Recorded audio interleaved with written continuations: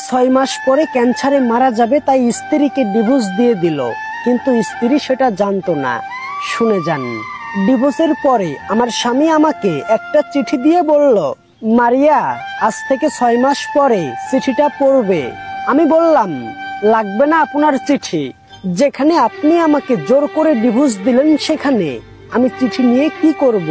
Please চিঠিটা নাও, এটাই আমার শেষ অনুরোধ। ইচ্ছে না থাকা সত্ত্বেও চিঠিটা নিয়ে ব্যাগে রাখলাম, শুধুমাত্র স্বামীর মন রাখতে।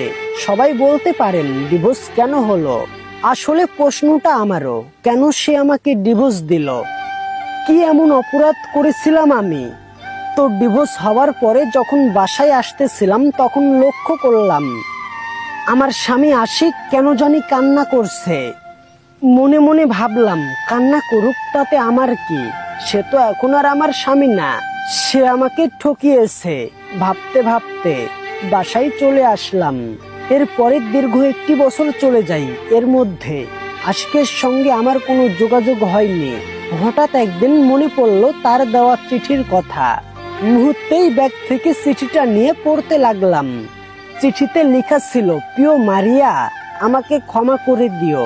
তোমাকে ডিভোর্স দেওয়ার কারণে খুব ইচ্ছে ছিল তোমাকে নিয়ে সুখের একটা নীড় বাঁধবো, কিন্তু সেটা আর হলো না। স্বপ্নই থেকে গেল। তুমি জানতে চেয়েছিলে না আমি তোমাকে কেন ডিভোর্স দিলাম? তাহলে শোনো, আমার ব্লাড ক্যান্সার ধরা পড়েছিল। আমি আর মাত্র 4 মাস বাঁচবো, তারপরে আমার মৃত্যু হবে। কথাটি শোনার পরে আমি কি করব ভেবে পাচ্ছিলাম না। সবকিছু অন্ধকার হয়ে গেল। ভাবলাম, তুমি যদি এই কথাটা জানো তাহলে আমার থেকেও বেশি কষ্ট পাবে।